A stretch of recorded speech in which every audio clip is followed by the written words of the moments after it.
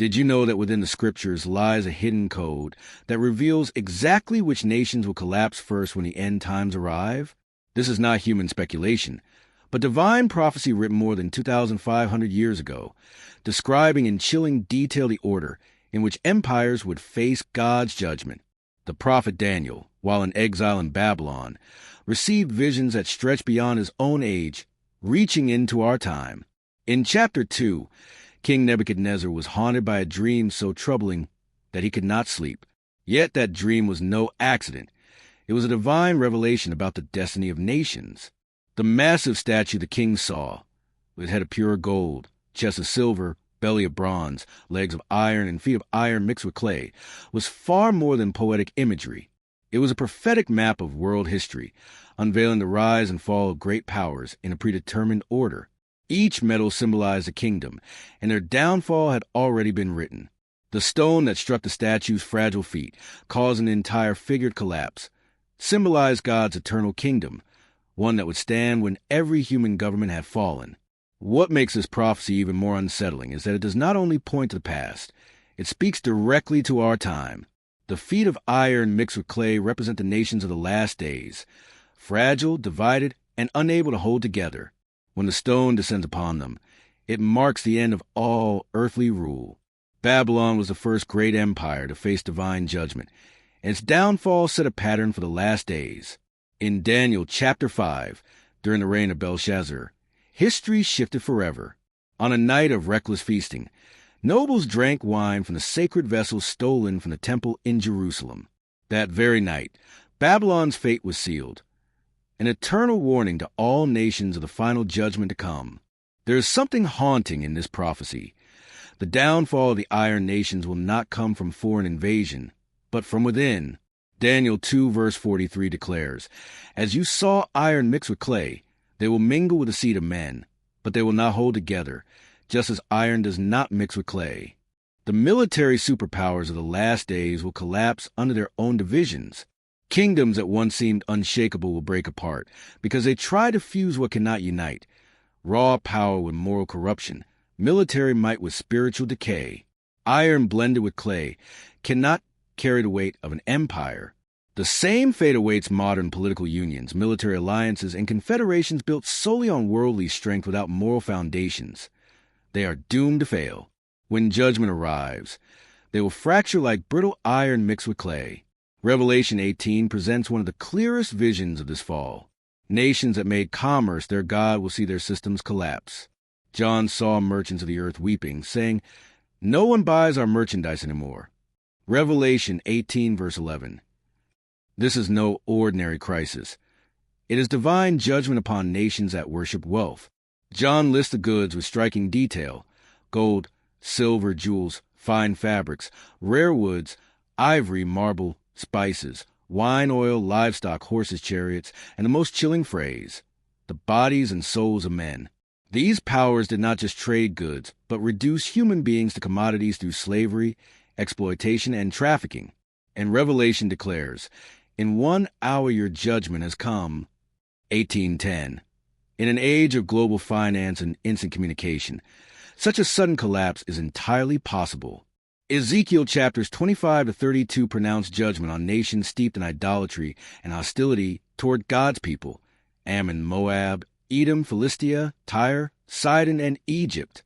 Each verdict follows the same principle: those who abandon God and persecute his people face total destruction. Ezekiel 28 goes further, describing the prince of Tyre in language of passing any human ruler. "You were in Eden, the garden of God. You were the seal of perfection, full of wisdom and perfect in beauty." 28:12-13. This points beyond history to demonic power working through arrogant nations. Modern states that institutionalize materialism, persecute believers, and exalt themselves against God will follow the same path: prosperity, then persecution, then a sudden fall. Finally, Ezekiel 38-39 unveils a terrifying vision. Gog, chief prince of Meshech and Tubal, will lead a vast coalition to attack Israel in the last days. Yet this battle is not merely human. It is a moment when God intervenes directly in history. "I will rain down on him, on his troops, and on the many nations with him, torrential rain, hailstones, fire, and brimstone. Ezekiel 38, verse 22. Humanity's prideful powers will meet divine wrath head-on. The nations that join the final coalition against Israel will not fall by nuclear weapons or conventional armies, but by the direct hand of God. Ezekiel foretells that Israel's people will gather enemy weapons and burn them for 7 years, while burying the dead will take 7 months. Numbers that underline the massive scale of judgment upon those who dare attack God's chosen people. Yet the heart of this prophecy is spiritual. Ezekiel 39, verse 7 declares, I will make my holy name known in the midst of my people Israel, and I will not let my holy name be profaned any more. Then the nations shall know that I am the Lord, the Holy One in Israel. The destruction of Gog and Magog will mark the moment when every nation recognizes Jehovah as the one true God. It will be the final end of humanity's rebellion against him. Revelation 17 paints a sharper picture of the fate of prophetic Rome, the city on 7 hills, symbolizing a system that unites political dominance with false religion to persecute God's people. John saw a woman dressed in scarlet, seated on a beast, intoxicated with the blood of the saints and with the blood of the martyrs of Jesus. Revelation 17, verse 6. The shocking twist is that the very beast supporting her will eventually turn and destroy her.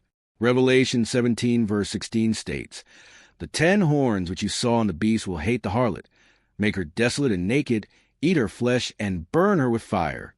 The once mighty system will collapse by betrayal from within. A city that considered itself eternal will be reduced to ashes by the very powers that once adored it. This is the inevitable destiny of all powers that rise against God, self-destruction. The book of Revelation also shows a precise sequence of judgments. In chapter 16, the pouring of the 7 bowls of God's wrath brings plagues upon the nations that persecute believers. Painful sores afflict those of the mark of the beast, seas and rivers turn to blood, and darkness falls. But the climax is the 7th bowl. When it is poured into the air, a great voice thundered from heaven, It is done! Then lightning, thunder, and the greatest earthquake ever recorded ripped the earth apart. Nations that defied God will see their infrastructure shattered in an instant. The message is clear. All empires built on arrogance, deception, and persecution will collapse. Not by human hands, but by the judgment of the Almighty. Decay kin dak not chin la kon mua mua de tu Troy jong suong. Mua tang bang kong lo nong gon 34 kilograms. Roy tang veo and hung ton tri tung bak hai dan ton. Kong mot tsong trin, nen lo I now ko the chong lai su fans at siu nin nai. Kak kwak jia dam geo ne chong lai duk chua Troy esi doi dine voikontin no vut nguai tri hu kon newt. Sach den an don 12 hello motivine can rung ron v so fan koi, kung kwa kak dan tak john ac. Nai and oi rang. New ka dang yengi trong boi dat esi song lai. Ka hung su song doi doi.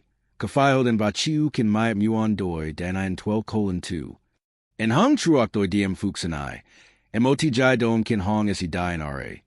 Doi ky hon en chua tungko. Kai mwa kwak jia fan engich kung luke. Genchu su fan zet niam kak, not trong lich su. De esi kong fi la su sup du roy esi tung nuok. Malai moti su tanare tong ka. Chung min gwin toi thuong. Tuet doi qua duk chua Troy tren lich su lo I nuoi. Sach kai huin don 6 chothe, kan tuong game on. Bua chua, quang gwin, nuoi jalko, kamami. Tam chi sie no lavan nuoi tu, du hong lon che tron. Chue veo hang dong, kakakung nuida. He du suong tren chung tawa che chung ta koi dang goi tren, nai kung compton no qua chien con. Kak kwak jia tung tuong min bak ka chien by esi even exine sai chet the tran con john quan ai. In Hong Kong and oi now ko the thot. Su fan zet esi bao trum. Ton dying va kong the dao ingwak. Sao kaim wada kwak in oi lon du tin ton tiaro bui. Den I the thay on sang rang goi qua hai vong vin q. Trong dan 244, loy tien tri king din. Trong doi kak vua I, duk chua Troy as he lap emoti vong kwak chong, he by hui diet. Vong kwak I kong treo cho nuoi kak, and hung as he engi in that moi gwin luk lo I knew of a tun tai doi doi. Han de dan gebon chan fo tuong kong chi chu diet, ma kan tiaro tongon nui 6 die lap day cap dat. Du chin la vong kwak kwa duk chua Troy. Vin hang. Kong by Tam and Hung, calling the by hui hoai. Trong kai kak kwak jialon lut supdu, vong kwak thieng ling as ilon dan cho den kai bao fu ton bo trade at. The most terrifying part of this prophecy is the storm of hailstones falling from heaven. Each weighs about 75 pounds, crashing down on the very cities that persecuted the saints. No human-made shelter can withstand such a supernatural judgment. Nations that dare to raise their hands against God's people will encounter divine wrath beyond human comprehension. Daniel chapter 12 reveals a grim vision of the final destiny of ungodly nations. Many who sleep in the dust of the earth shall awake, some to everlasting life, some to shame and everlasting contempt. Daniel 12 verse 2.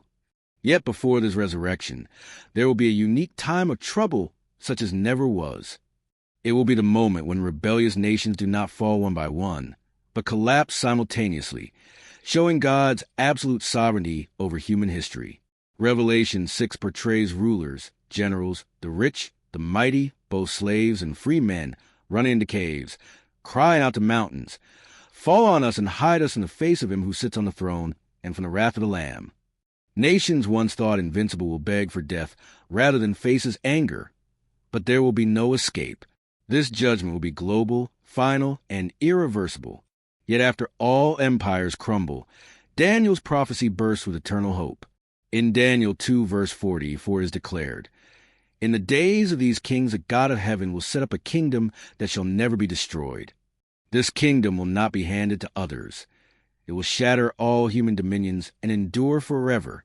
The stone that strikes the statue's feet not only destroys, but becomes a great mountain filling the whole earth."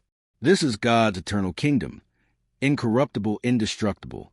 While all human nations collapse into ruin, the divine kingdom will expand until it covers the entire earth. Revelation 21 unveils the ultimate picture of victory.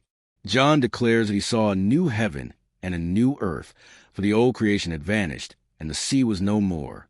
He then witnessed the holy city, the new Jerusalem, descending from God out of heaven, radiant and prepared like a bride beautifully adorned for her husband. After the chaos and the downfall of proud nations, God will establish his flawless kingdom, a place where death will cease to exist, where tears, sorrow, and pain will be no more. All the former things will disappear forever. This is the final destination of human history. Not endless destruction, but complete renewal under God's perfect reign. Those who humble themselves and accept this eternal kingdom before the day of judgment will share in everlasting glory. But those who persist in rebellion will face the exact outcome foretold by prophecy with unshakable certainty.